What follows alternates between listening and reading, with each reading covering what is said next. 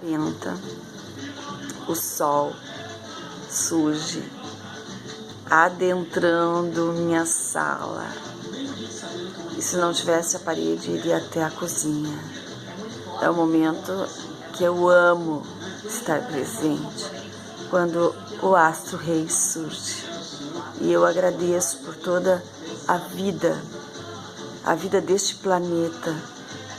Que a vida deste planeta seja cada vez valorizada, que este planeta Terra maravilhoso seja valorizado por seres humanos, os seres vivos que têm o chamado cérebro,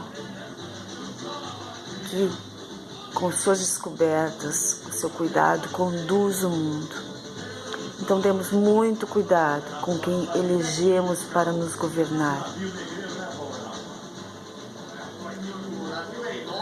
Pedindo ao Astro Rei que ilumina toda esta terra, que ilumine as mentes para que vejam a verdade e utilizem a razão, a emoção juntas para coordenar, para cuidar.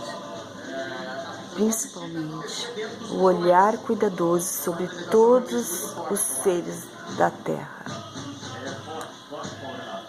Tenha um ótimo carnaval, uma ótima segunda-feira. Um beijo, um abraço.